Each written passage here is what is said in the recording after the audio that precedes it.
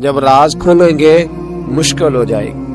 اللہ بڑے موقع دیتا ہے، اللہ ہمیں سمجھنے کے بڑے موقع دیتا ہے۔ میرے نبی پاک علیہ السلام فرماتے ہیں اللہ قیامت کے دن تم سے پوچھے گا کیا میں نے تمہیں زندگی نہیں دی تھی، تمہیں شعور کی دولت نہیں دی تھی؟ اللہ تم سے پوچھے گا کیا تمہیں سوچنے کی طاقت نہیں دی تھی؟ اللہ تم سے پوچھے گا ٹھنڈے پانی سے تمہیں سیراب نہیں کیا تھا؟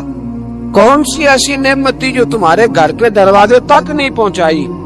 حضرت ابو الحسن رحمت اللہ علیہ ایک جملہ کہا کرتے تھے اور کمال کرتے تھے، فرماتے تھے قیامت میں لمبی چوڑی بات نہیں ہوگی، دو ہی باتیں ہوگی۔ فرماتے ہیں اللہ پوچھے گا بندے سے، او بندے میں تو تیرا تھا، تو بتا تو کس کا تھا؟ دو ہی باتیں۔ اللہ فرمائے گا میں تیرا تھا، تو بتا تو کس کا تھا؟ اپنے اندر تبدیلی لائیں، اندر جھانکیں۔ یہاں راز کھل جائے تو آزمائش کڑی ہے۔ بتلائیے جب قیامت میں راز کھلے گا کتنی مشکلات ہوں گی۔ اپنے آپ کو سمیٹ لیں، استغفار کثرت سے پڑھیں، توبہ کریں ہر معاملے، اپنا رجوع اپنے رب رسول کی طرف رکھیں۔ یہ سارا دنیا کا جتنا معاملہ چل رہا ہے یہ سارا ایک چکر ہے، یہ ساری ایک آزمائش ہے۔ یہ اللہ نے ہمارے ذمہ لگایا ہے کہ تم نے اس سے بچ کے نکلنا۔ یہ ہماری دانش مندی ہے کہ ہم اس طرف توجہ نہ دیں۔ کوئی شخص بھی ایک دن کے لیے مکان خرید کے نہیں رکھتا، وہاں وہ مکان خریدتا ہے جس نے اس نے عمر بھر رہنا ہو۔ یہ دنیا عارضی ہے، ایک ڈیڑھ دن کا میلہ ہے، اس پر مکمل خریداری کر کے جم کے نہ بیٹھ جاؤ۔ اس مکان کی طرف توجہ کرو جہاں ہمیشہ رہنا ہے، جہاں ہمیشہ جانا۔ جتنا آپ اپنے دادا جی کا ختم دلاتے ہیں نا، آپ کے بچے بھی آپ کو اتنا ہی دلائیں گے۔ اور جتنا آپ روز کھڑے ہوتے ہیں نا دادا جی کی قبر پہ، بڑی مشکل سے بچے جاتے ہیں، پوتے کوئی نہیں جاتے، بڑی مشکل سے بیٹے، اس سے زیادہ کوئی معاملہ تو آپ کے بعد آپ کا بیٹا 50 سال تک رہے گا، بس ختم۔ پھر تو قبروں کے نشان تک مٹ جاتے ہیں۔ ہمارے سینوں کے اندر جو کچھ چھپا ہوا ہے، سینوں کے اندر، یہ جب کھلتا ہے تو حالات بگڑتے ہیں۔ اپنی ضمیر کی آواز کو سنیں، اندر دیکھیں من کیا کہہ رہا ہے۔ ہمیں پتہ ہوتا ہے سچ کیا ہے، ہمیں پتہ ہوتا ہے جھوٹ کیا ہے، ہمیں پتہ ہوتا ہے خیر کیا، ہمیں پتہ ہوتا ہے شر کیا۔ ہمیں خبر ہوتی ہے کہ میں خوابوں کی دنیا میں زندہ ہوں، ہمیں پتہ ہے ہم جھوٹ کے سہارے وقت گزار رہے ہیں، ہمارے علم میں ہے ہم کہاں کھڑے ہیں، لیکن بس زندگی گزر رہی ہے۔ ہم ضمیر کی آواز پر ہم اس کی آواز کو سنتے نہیں، روز دبا دیتے ہیں۔ نبی رحمت علیہ الصلوۃ والسلام نے فرمایا دو منہ جس شخص کے ہوتے ہیں وہ لعنتی ہوتا ہے۔ دو منہ، یا رسول اللہ دو منہ کس کے ہوتے ہیں؟ فرمایا ایک کے پاس جاتا ہے تو کہتا ہے تیرا ہوں، پلٹ کے دوسرے کے پاس آتا ہے تو اسے کہتا ہے میں تیرا ہوں۔ سب کا بنا رہتا ہے۔ کچھ لوگوں کو شوق ہے سارے مجھے اچھا کہیں۔ کیوں تجھے سارے اچھا کہیں بھائی؟ وجہ بالکل نہیں کہنا چاہیے، بالکل نہیں۔ اگر سارے لوگ رب رسول کے بارے میں معاذ اللہ درست نہیں ہے، بڑے کافر نہیں پائے جاتے دنیا میں؟ اتنی بڑی ہستیوں پر جب دنیا کا اجتماع مکمل نہیں ہو سکا تو نے یہ کیسے دعویٰ کرنا سارے مجھے صحیح کہیں؟ کیوں تو اس چکر میں ہے؟ ساروں کا صحیح کہنا ضروری نہیں، تیرا صحیح ہونا ضروری ہے۔ لوگوں کا تجھے صحیح سمجھنا ضروری نہیں، تیرا صحیح، بولیے، تیرا صحیح ہونا۔ مکہ تو سارا مخالف تھا، عرب تو سارا مخالف تھا۔ اب اگر بات یہی ہوتی تو پھر ابو بکر صدیق کو چاہیے تھا نا جدھر سارے جا رہے ہیں ادھر جاتے۔ انہوں نے یہ نہیں دیکھا کہ لوگ کیا کہہ رہے ہیں، انہوں نے یہ دیکھا کہ میرا ضمیر کیا کہہ رہا ہے۔ اندر دیکھے، اندر سینوں کے راز جو ہمیں پتہ ہے صحیح کہ کیوں جھوٹ کی زندگی گزارتے ہیں، کیوں دوگلا پالیسی سے وقت گزارتے ہیں، کیوں ہم اس طرح کرتے ہیں۔ اندر دیکھیں، اندر جھانکیں، اندر گواہی دیتا ہے آپ کا کہ حق کیا ہے، سچ کیا ہے۔ اندر سے پوچھیں۔ حضرت وابسہ رضی اللہ تعالیٰ عنہ حضور علیہ السلام کے صحابی ہے، کہتے ہیں میں گھر کے اندر تھا تو میرے دل میں خیال آیا میں حضور سے پوچھوں نا نیکی کیا ہوتی ہے اور بدی کیا ہوتی ہے، خیر کیا ہے شر کیا ہے، پوچھوں نا۔ کہتے ہیں میں گھر کے اندر ارادہ کیا، ارادہ کر کے میں مسجد نبی میں پہنچا تو رش تھا، بہت سارے صحابہ بیٹھے تھے، میں پیچھے بیٹھ گیا تو محبوب فرمانے لگے ادنو منی یا وابسہ، وابسہ میرے قریب آ جا۔ فرماتے میں آ کے درمیان میں بیٹھ گیا تو حضور مسکرا کے فرمانے لگے چل اور قریب آ جا، اور قریب آیا تو حضور کہنے لگے ادنو منی، چل یار اور قریب آ جا۔ کہتے میں اتنا قریب آیا کہ میرے گھٹنے حضور کے مقدس گھٹنوں سے مس ہونے لگے. حضور نے فرمایا کیسے آئے ہو؟ کیسے آئے؟ کہتے میں بولنے ہی لگا تھا کہ حضور فرمانے لگے تو بتائے گا کیا پوچھنے آیا کہ میں بتاؤں؟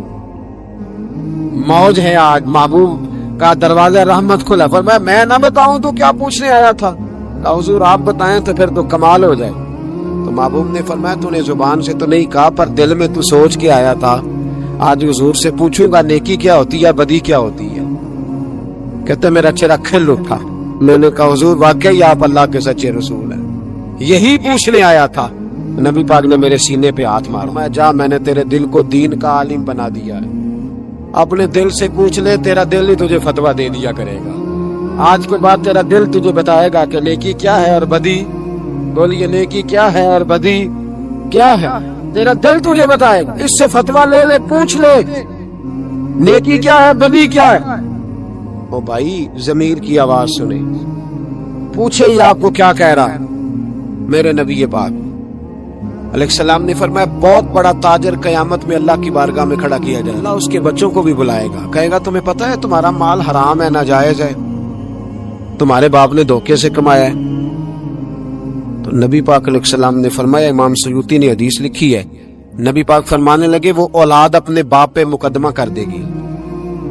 وہ جن کو دے گیا نا کہ وہ والا پلاٹ بھی تیرا، وہ والا بھی تیرا، وہ والا بھی، وہ مقدمہ کر دے. وہ کہیں گے اے اللہ ہم نے اسے کہا تھا ہمیں ناجائز مال دے، اس سے پوچھ اس نے کیوں کمایا. میرے مصطفیٰ کریم علیہ السلام فرماتے ہیں احد پہاڑ کے برابر اس کی نیکیاں ہوں گی، لیکن جرم یہ ہوگا کہ کمائی حرام تھی، تو اللہ کریم ان بچوں کے مقدمے کی وجہ سے باپ کو جہنم میں داخل کر دے گا. یہاں وہ سخی بھی بن کے گیا ہے، یہاں وہ کہتا وہ کہانیاں سنایا کرتا تھا کہ میں بڑی محنت سے آگے گیا ہوں. وَحُصِّلَ مَا فِي الصُّدُورِ، میں تمہارے سینوں کی چھپی چیزیں راز کھول دوں گا، راز فاش ہو، تمہیں ہر چیز دیکھنی پڑے گی. میرے رسول پاک علیہ السلام کی حدیث بڑی انفرادی ابن حجر نے لکھی. میں تو اس حدیث کو پڑھ کے میں نے کتاب بند کر دی. میں نے کہا اللہ ہمیں معاف کرے. نبی پاک علیہ السلام نے فرمایا جس کو امین بنایا گیا اور اس نے خیانت کی، وہ کسی جگہ کا بھی امین تھا، وہ ممبر رسول کا امین تھا، یا ڈاکٹر کی کرسی کا، وہ کسی سکول کے ادارے کا امین تھا، یا حکومت میں کسی عہدے پہ جسے امین بنایا گیا. توجہ ہے میری بات پر؟ جسے امین بنایا گیا اس نے خیانت کی، تو اس نے جس چیز کی خیانت کی ہوگی وہ چیز قیامت کے دن اس کی گردن کے ساتھ لٹکی ہوئی ہوگی، گردن کے ساتھ. محبوب فرمانے لگے ایک شخص آئے گا اس کی گردن پر اونٹ بیٹھا ہوگا. اور حدیث کے لفظ یہ ہیں، حضور فرماتے ہیں مجھ سے فریاد کرے گا یا رسول اللہ میری مدد کرے، تو میں اسے کہوں گا میں نے تجھے سمجھایا نہیں تھا، اب تیرے بارے میں اللہ فیصلہ کرے گا. پھر ایک اور شخص آئے گا تو اس کی گردن کے ساتھ، اس نے چونکہ گھوڑے چرائے تھے تو اس کی گردن کے ساتھ گھوڑے لٹکے ہوئے ہوں گے، گھوڑے. اللہ اکبر. تو وہ فریاد کرے گا حضور میری مدد کرے. ذرا یہ چیزیں نہیں جاگ کے سنا کرے. آپ شفاعت رسول کے موضوع پر نعرے لگاتے ہیں، پہلے یہ بھی تو دیکھیں نا حضور سفارش کریں گے کس کی، اس پر بھی ذرا غور فرمائیں. وہ جو سبحان اللہ ماشاءاللہ والا عنوان ہوتا ہے اس پہ کہتے ہیں ماشاءاللہ جی آج تو پتہ چل گیا جنتی ہیں.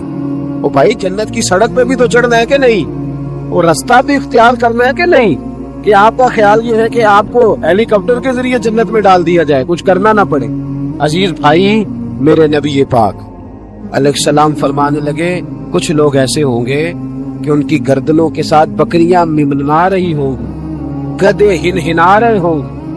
فرمایا وہ فریاد کریں گے تو میں کہوں گا تم نے سمجھایا نہیں تھا.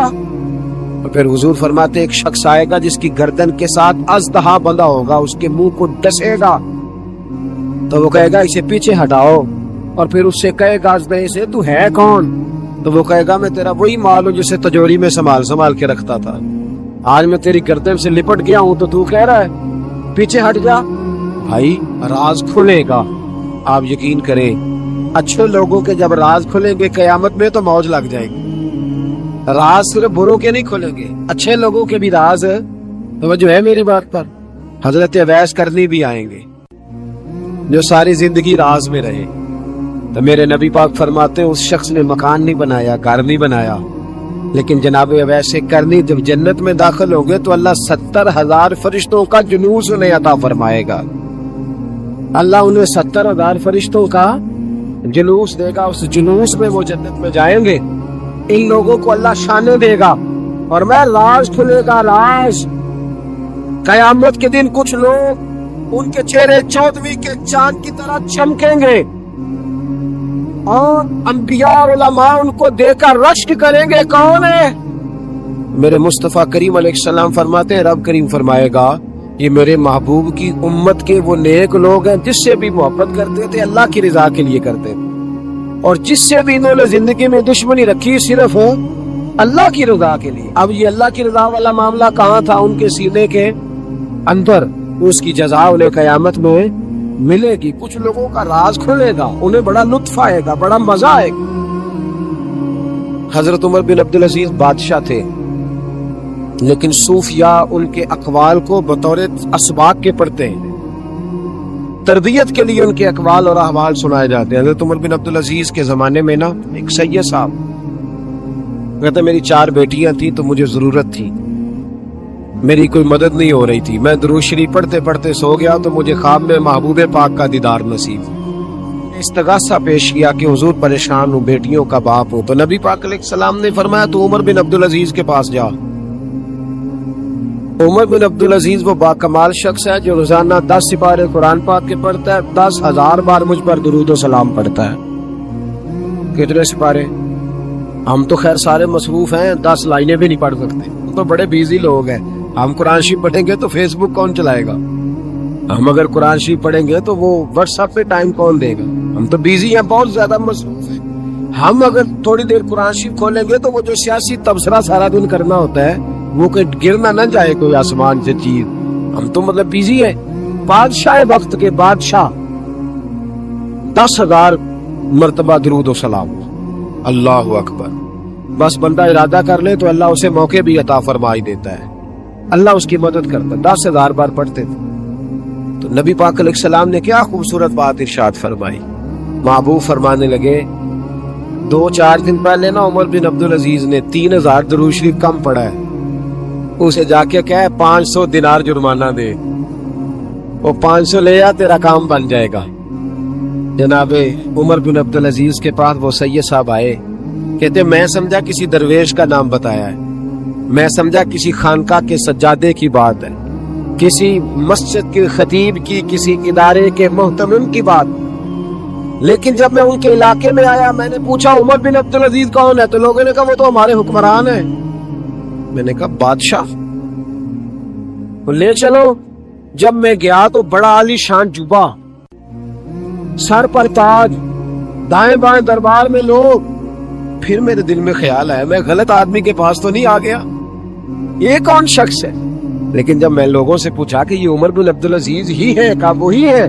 کہتے میں ان کے قریب گیا, دیکھو راز کھول رہے ہیں. کہتے میں کان میں جا کے کہا 10,000 درود شریف پڑھتے ہو؟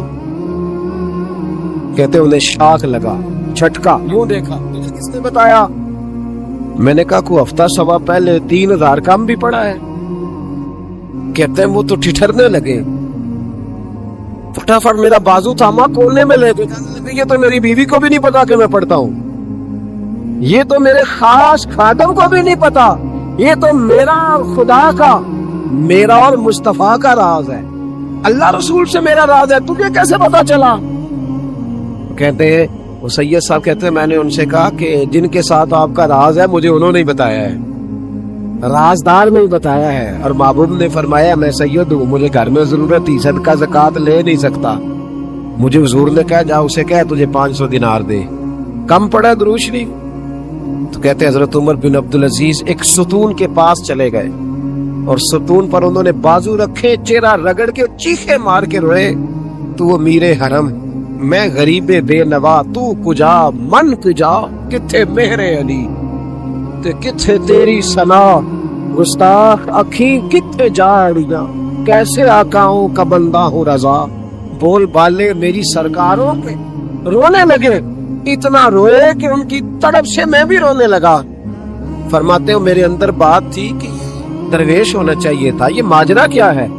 फरमाते जनाब उमर बिन अब्दुल अजीज ठंडे हुए ना तबीयत उनकी, तो बाजू से पकड़ के मुझे एक हुजरे में ले गए।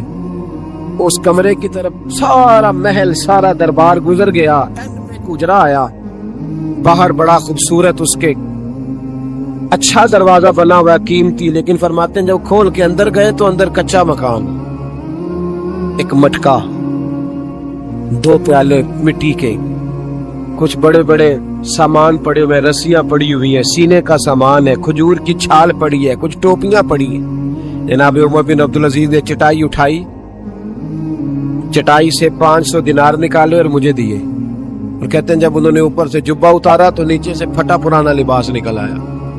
ऊपर से जब उन्होंने वो उतारा ताज, तो खजूर की छाल की पुरानी टोपी निकली। तो मैंने कहा हुजूर ये क्या है सारा कुछ? तो रो पड़े, कहने लगे अब तुझे राजदारों ने बताया है तो मैं क्यों ना बताऊं, अब तुझे उन्होंने बताया जो राजदार थे तो मैं क्यों ना बताऊं। फरमाने लगे ये जो मैंने ऊपर लिबास पहना हुआ है ना, ये बंदों को दिखाने के लिए, और ये जो मैंने अंदर पहना हुआ है ये रब करीम को दिखाने के लिए। बाहर अगर मैं हुकूमत न संभालूं और इस तरह ना बैठूं तो इंसाफ कौन कायम करे। फरमाने लगे अल्लाह की कसम 10 रुपए भी कभी माले खजाना से नहीं लिए। मैं रात जब फारिग होता हूँ तो मैं और मेरी बीवी यहाँ आके बैठते हैं, वो बच्चों के पास बैठ के टोपियां सीती है तो मैं यहाँ बैठ के टोपियां सीता हूँ, टोपियां सीता रहता हूँ, मुस्तफा पर दुरूद सलाम पढ़ता रहता हूँ, चटाइयां बनाता रहता हूँ, बेचता रहता हूँ। और फरमाने लगे थोड़े थोड़े करके ना मैंने पैसे रखे थे, ख्याल था कि कोई गरीब आएगा तो मदद करूंगा, ख्याल था कि अगर इरादा बना तो आज पे जाऊंगा। मुझे क्या खबर थी कि मेरे ये पैसे इतने नसीबों वाले हैं कि मैं अपने नबी के हुक्म से खर्च करूंगा, ने महबूब के कहने पर इतने मेरे नसीब, इतना मेरा मर्तबा और मकाम। मेरे अजीजों, इन लोगों के जब राज खुलेंगे, इन लोगों के जब राज खुलेंगे, इन लोगों के जब राज खुलेंगे तो इन्हें अल्लाह बड़े दर्जे अता फरमाए, इनको अल्लाह बड़े मर्तबे और बड़े मकाम अता फरमाए, इन पर अल्लाह तबारक व तआला की खास रहमतें हो। वो लोग जिन्होंने नामो नमूद नहीं बनाया, छुप छुपा के दीन की नौकरियां करते रहे, कोने में होकर काम करते रहे, उन्हें अल्लाह जब अजर देगा तो बड़ा देगा। वहुस्सिला मा फिस सुदूर, फरमाया मैं खोल दूंगा राज। उस राज खुलने से पहले पहले अपने रब करीम की बारगाह में हाजिर हो जाना चाहिए, उसके दरवाजा नूर पर जाकर खैरात हासिल करनी चाहिए। दुआ करता हूँ जो कुछ कहा अल्लाह तौफीक अमल अता फरमाए।